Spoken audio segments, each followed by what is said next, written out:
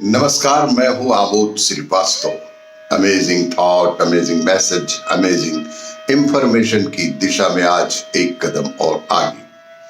आज के इस दो चिंतन का विषय है सूर्य रथ का एक चक्रीय होना और दूसरा है जल है तो कल है। आपको ये मेरा वीडियो अच्छा लगे तो लाइक करें, शेयर करें और लाल बटन दबाकर सब्सक्राइब अवश्य करें। साथ ही बेल आइकन दबाना बिल्कुल ना भूलें। इस कोविड के संदर्भ में 2 गज की दूरी, मास्क है जरूरी। आज के इस प्रथम चिंतन का विषय सूर्य रथ का एक चक्रीय होना। आमतौर से सूर्य को प्रकाश और गर्मी का अक्षुण्य स्रोत माना जाता है, परंतु जब सूर्य दक्षिणायन रहते हैं तब मौसम ठंडा रहता है। और जब मकर संक्रांति के दिन से सूर्य उत्तरायण होने लगते हैं, यानी उत्तर की ओर गमन करने लगते हैं, तो ठंड कम होने लगती है और दिन बड़े होने लगते हैं। इस स्थिति के निर्माण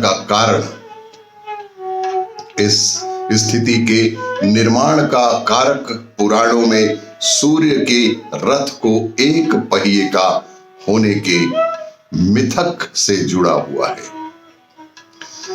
भगवान सूर्य के रथ के एक चक्री होने से यह सब कुछ जुड़ा हुआ है। अब वैज्ञानिक भी मान रहे हैं कि यदि सूर्य की गति में ठहराव आ जाए तो पृथ्वी पर विचरण करने वाले सभी जीव जंतु 3 दिन के भीतर ही मर जाएंगे। करीब 50 करोड़ वर्ष पहले अस्तित्व में आए सूर्य की प्राणदायिनी ऊर्जा की रहस्यमयी शक्ति को भारतीय ऋषियों ने 6000 साल पहले ही समझ लिया था। अतएव वे ऋग्वेद में लिखे गए थे, आप्रा वाद्यावा पृथ्वी अंतरिक्ष सूर्य आत्मा जगतस्थ अस्च। आप्रा द्वावा पृथ्वी अंतरिक्ष सूर्य आत्मा जगतस्थ, अर्थात विश्व की चर तथा अचर वस्तुओं की आत्मा ही सूर्य है।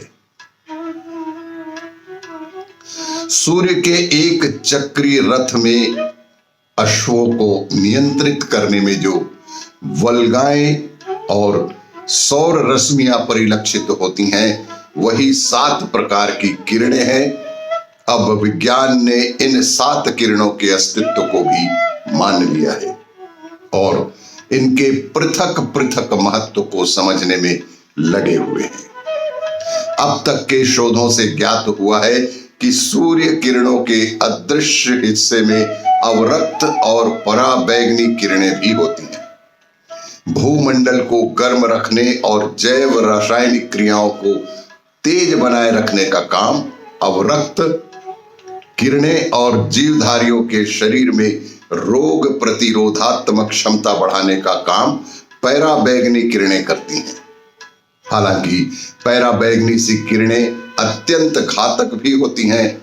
इस घातक विकिरण से बचने के लिए ही उगते सूरज की ओर मुख करके तांबे के पात्र में भरे जल से मकर संक्रांति के दिन सूर्य को अर्घ्य देने का विशेष विधान है।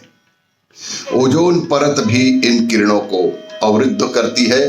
कुल मिलाकर सूर्य रथ का एक चक्रीय होना गतिशील बने रहने का ही द्योतक है। आज की इस दूसरे चिंतन का विषय जल है तो कल है।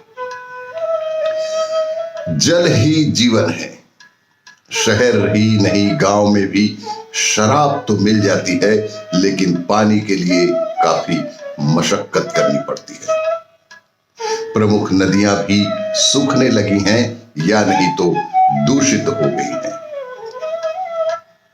गंगा जैसी पवित्र नदी को भी इतना दूषित कर दिया गया है कि इसका पानी कई स्थानों पर तो नहाने के योग्य भी नहीं रह गया है। हिमालय भी घायल है। भगवान महावीर ने जल संरक्षण का महत्व बताया था। उन्होंने कहा था कि पानी व्यर्थ में बर्बाद मत करो। उनका एक सिद्धांत था कि पानी व्यर्थ में बर्बाद मत करो। इसे उन्होंने अनर्थ दंड नामक पाप बताया था। व्यर्थ में पानी बहाना तो पाप है ही, पेड़ पौधों को नुकसान पहुंचाना भी इसी श्रेणी में आता है।